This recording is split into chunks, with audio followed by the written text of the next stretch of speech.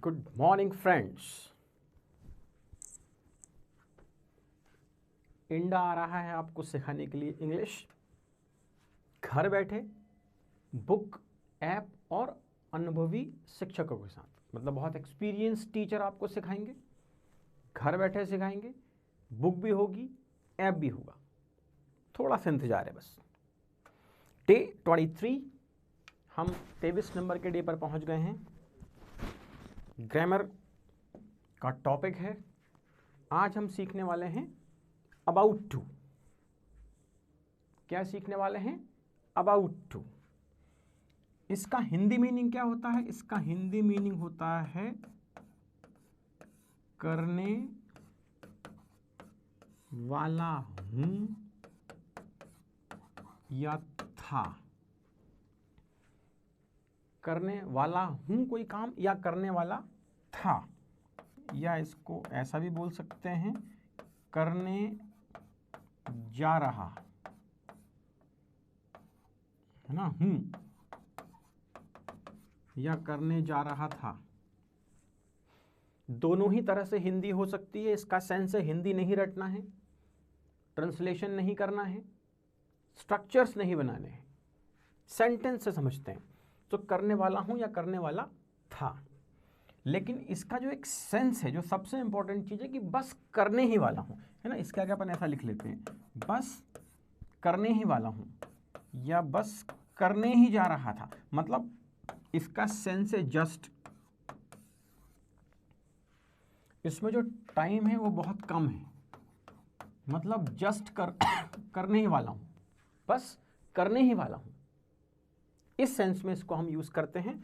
इसको हम प्रेजेंट में भी यूज कर सकते हैं और पास्ट में भी यूज कर सकते हैं। प्रेजेंट मीन्स फ्यूचर, है ना, आगे आने वाले के लिए फ्यूचर कहेंगे। तो फ्यूचर में भी यूज हो सकता है और पास्ट में भी यूज, क्यों करने वाला हूं तो फ्यूचर है ना, तो वहां भी यूज हो सकता है। और पास्ट के फ्यूचर के सेंस में भी यूज किया जा सकता है। हिंदी सेंस समझ में आया है? करने वाला हूं या करने जा रहा हूं या करने जा रहा था। अभी सेंटेंस पकड़ते हैं तो जल्दी समझ में आएगा। देखो, I am about to start a new business. Am लिखा है, मतलब वर्तमान में हम बात कर रहे हैं, कुछ करने वाला हूं, मतलब एक तरह से फ्यूचर है वो। So I am about to start. हाँ, और एक जो सबसे इंपॉर्टेंट बात है कि अबाउट टू एक मॉडल है, तो इसके बाद वर्ब का फर्स्ट फॉर्म लगेगा।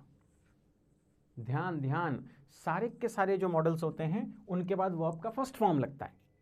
तो अबाउट टू के बाद भी वर्ब का फर्स्ट फॉर्म यूज किया जाएगा, इसलिए लिखा है about to start. So I am about to start a new business. इसका सेंस क्या है? इसका सेंस है कि मैं एक नया बिजनेस शुरू करने वाला हूं, है ना। मतलब बस करने ही वाला हूं, सारी तैयारी हो गई है, सब कुछ हो चुका है, अब बस जस्ट करने ही वाला हूं। या he is about to learn English, बस वो इंग्लिश सीखने ही वाला है, मतलब बस क्लास ज्वाइन करने वाला है या प्रैक्टिस करने वाला है या वीडियोस देखने वाला है, बस करने ही वाला है। And she is about to speak the truth, बस वो सत्य बोलने ही वाली है। She is about to speak the truth, मतलब सत्य बोलने ही वाली है, बस जस्ट करने ही वाली है। या they are about to finish the work, वो लोग बस काम खत्म ही करने वाले हैं, फिर अपन चलते हैं, ऐसा बोलते हैं ना कि बस उनका काम खत्म ही होने वाला है, या वो लोग अपने काम को फिनिश करने ही वाले हैं, बस एकदम एंड पर आ गया है मामला। So they are about to finish the work, वो लोग काम को बस खत्म ही करने वाले हैं। And Rohit is about to tell a story, Rohit एक स्टोरी बस कहने ही वाला है, या नरेट अ स्टोरी, है ना। तो रोहित एक स्टोरी बताने वाला है, बस ऐसा करने ही वाला है। अब पास्ट में देख लो, I was about to tell and he said. ऐसा होता है ना कई बार कि मैं बस बोलने ही वाला था और उसने बोल दिया, मतलब जस्ट कुछ करने ही वाला था। यहां क्या सेंस निकल रहा है? यहां सेंस निकल रहा है करने ही वाला था,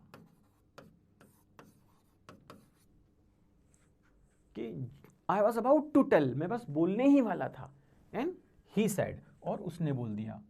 यस, चलो फिर कहा he was about to fall and I hold him, वो बस गिरने ही वाला था। यहां वर्ब का फर्स्ट फॉर्म लगाया है ना, फेल नहीं है, फॉल है, क्योंकि अबाउट टू के बाद वर्ब का फर्स्ट फॉर्म होगा। क्यों होगा? क्योंकि अबाउट टू एक मॉडल है। चलो ये भी ठीक था कि he was about to fall, वो बस गिरने ही वाला था और मैंने उसे पकड़ लिया। और देख लो, she was about to reveal the secret, और मैंने उसको इशारा करके रोक दिया, वो बस सीक्रेट राज को उजागर करने ही वाली थी। She was about to reveal the secret, उस सीक्रेट को उजागर करने ही वाली थी, और मैंने कहा नहीं नहीं अभी नहीं बताना है ना। और फिर क्या हुआ, दे वर अबाउट टू रन, हो सकता है थीफ थे, कोई सामान लेके उठा के भाग रहे थे, तो वो भागने ही वाले थे और उनको पकड़ लिया गया। सो दे वर अबाउट टू रन, बस दौड़ने ही वाले थे, भागने ही वाले थे, है ना। So that was about to. And Rohit was about to sleep, Rohit बस सोने ही वाला था और कॉल आ गया, लाइट चली गई, किसी ने डोरबेल बजा दी। So was about to sleep, बस जस्ट सोने ही वाला था, है ना। ये आप यहाँ से फंडा याद रखिए कि ये जस्ट वाला मामला है कि बस होने ही वाला था या करने ही वाला था या ऐसा होने ही वाला है। चलो तो ये वाला वाला कम याद रखो, अबाउट टू का सेंस पकड़ो कि नियर फ्यूचर में जो हम काम करने जा रहे हैं या करने ही वाले हैं या करने का इंटेंशन बना लिया है, दैट इज अबाउट टू।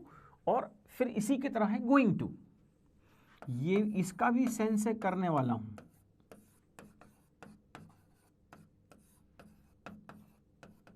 और पास्ट में जाएंगे तो करने वाला था या होने ही वाला है, ऐसा भी हो सकता है, कोई घटना की बात करेंगे होने ही वाला है या था। जैसे मैच शुरू ही होने वाला था या मैच शुरू ही होने वाला है ना। तो करने ही वाला था या वाला हूं, होने ही वाला है या होने ही वाला था। इसमें जो टाइम है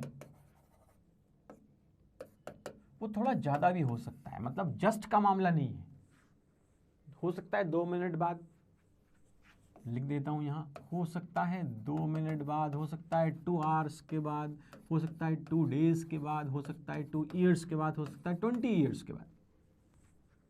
बट एक इंटेंशन है कि मैं ऐसा करने वाला हूं। जस्ट में क्या था, बस करने ही वाला हूं, है ना। और गोइंग टू में क्या है, करने वाला हूं लेकिन निकट भविष्य में, आगे जाकर करने वाला हूं। ठीक है, इसके भी सेंटेंस देखेंगे तो जल्दी समझ में आएगा, बिकॉज ना तो ट्रांसलेशन से सीख सकते हैं ना स्ट्रक्चर से सीख सकते हैं, सीखना केवल और केवल सेंटेंसेस से पड़ेगा। सो टाइम 2 मिनट से लेकर 20 साल 200 साल कुछ भी हो सकता है, लेकिन इंटेंशन है कि हम ऐसा करने वाले हैं, है ना। सारा खेल किसका है, इंटेंशन का है। देखो, I am going to start a business, पहले हमने कहा था I am about to start, बस करने ही वाला हूं, लेकिन अभी कहा I am going to start, बोले हाँ समय मिलेगा कभी करूंगा।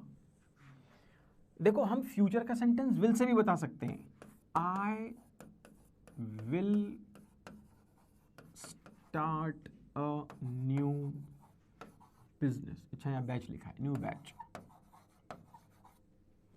मतलब कभी मौका मिलेगा, समय होगा फ्यूचर में तो करूंगा, ये सिर्फ फ्यूचर है। विल अगर आपने लगाया है तो वो क्या है, ध्यान से समझो इसका डिफरेंस, कि अगर आपने कहा कि I will start a new business, तो इसका मतलब है कि आप फ्यूचर की बात करें, कभी मौका हुआ हो, कभी समय आया तो करूंगा। अगर कह दिया I am going to start, अब इसका मतलब है कि इंटेंशन बना लिया है, इरादा बना लिया है, करूंगा। हो सकता है 8 दिन बाद, 1 हफ्ते बाद, साल भर बाद, कभी भी, पर करूंगा, इसका इरादा है। यहां कोई इरादा नहीं है, सिर्फ फ्यूचर पे डिपेंडेंट बात है। और अगर हमने कह दिया कि I am about to start, अब क्या हुआ, अब यहां मामला है जस्ट, बस करने ही वाला हूं, यहां सारी तैयारी हो गई है, बस वो काम करने ही वाला हूं। ठीक है, देखो, तो I am going to start a new batch, मतलब मैं एक नई बैच शुरू करने वाला हूं, इसका इरादा बना लिया है। 2 दिन बाद, 4 दिन बाद, हफ्ते भर बाद, जब भी। He is going to learn English, वो इंग्लिश सीखने वाला है, नेक्स्ट वीक से हो सकता है, नेक्स्ट मंथ से हो सकता है। It is going to rain, बारिश होने वाली है, हम बहुत बोलते हैं कि बारिश होने वाली है। It is going to rain, और आगे ऐसा लगा तो सून, तो समझ में आता है कि जल्द ही बारिश होने वाली है। सून मैंने शीघ्र, it is going to rain soon. या they are going to construct a new house, वो एक नया घर बनाने वाले हैं।